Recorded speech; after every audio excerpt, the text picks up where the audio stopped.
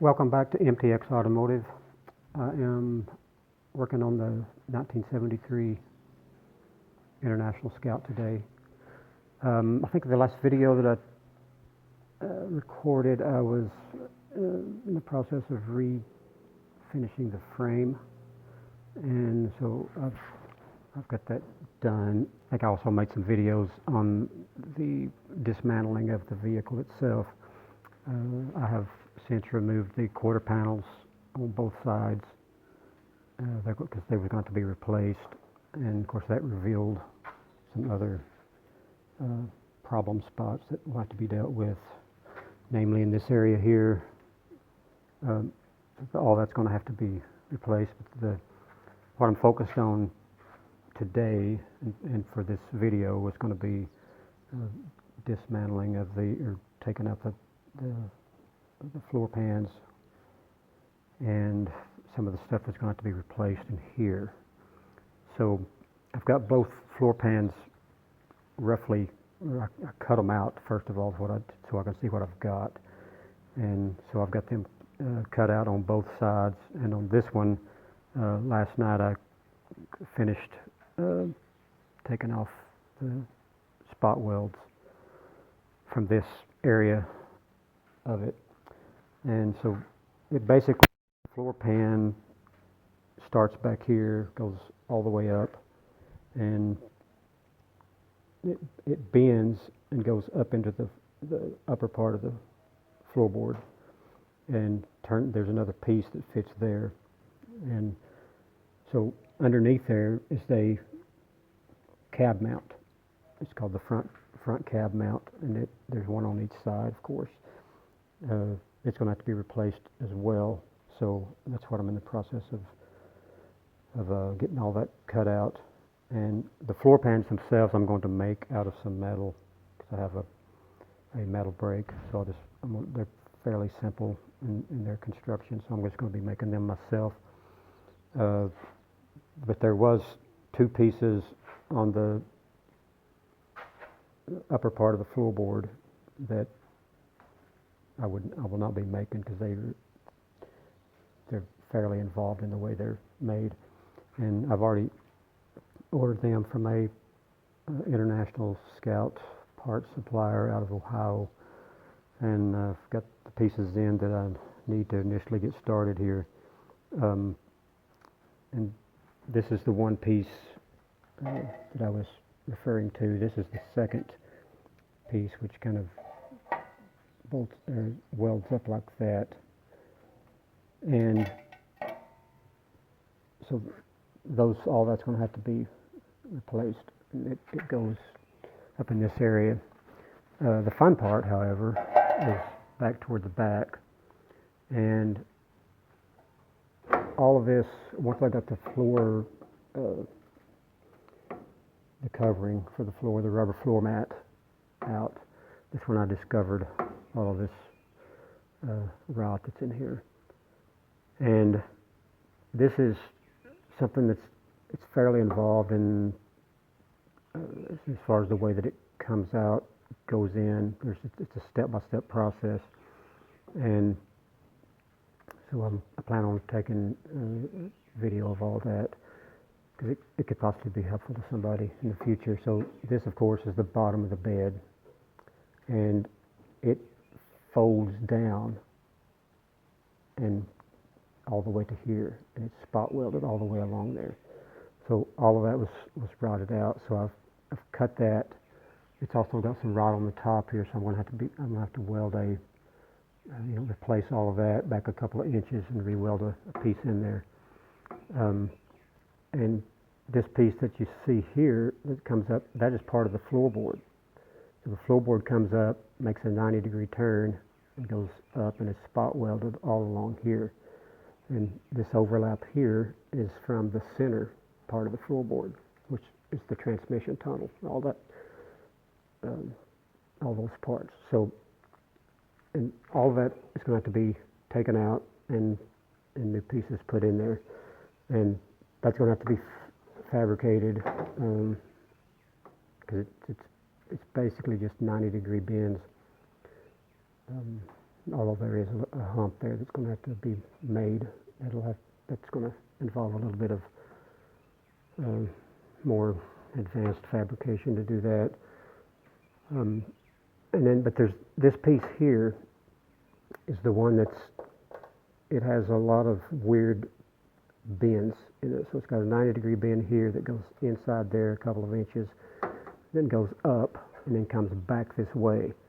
Or pardon me, it goes 90 degrees here, in here a couple of inches, goes up 90 degrees the other way, and then it's tack welded to the bottom of the bed.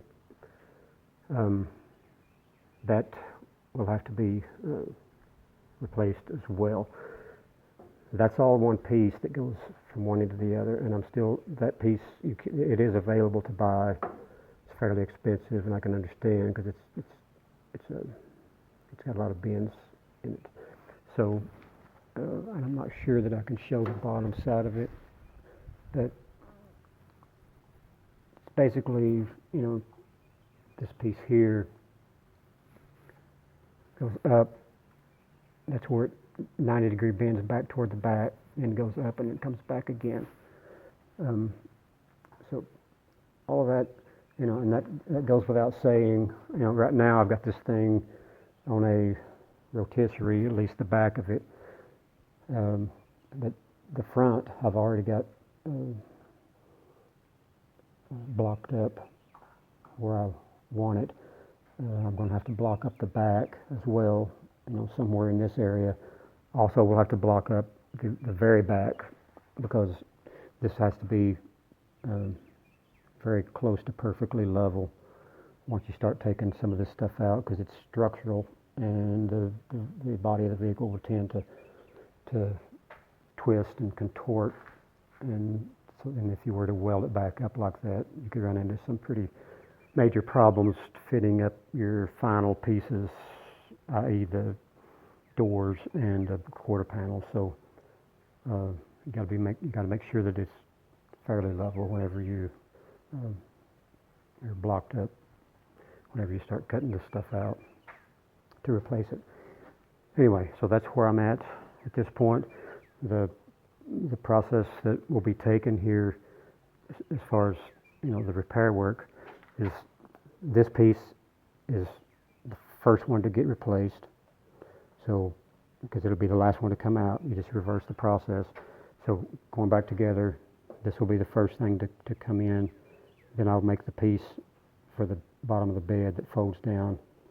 And then there's some repair work that's going to have to be done in here. It's just mainly cutting out small pieces and making new ones for it, welding them in, that kind of thing. Then I'll move to the front, put those two, that floorboard extension piece in there, along with the cab mount. Then last of all will be the floor pan itself. And so this one is kind of odd in the way that some places are very much deteriorated by the rust. In some areas are very solid. So it's just you just work with what you got and then replace the rest, basically. But anyway, that's where I'm at. And okay, I have a little bit more done here as far as getting some of these not pinch welds, but spot welds out. So I started taking these out. Now, the way I do these is a little different than some people probably do, but I have a cutoff wheel somewhere.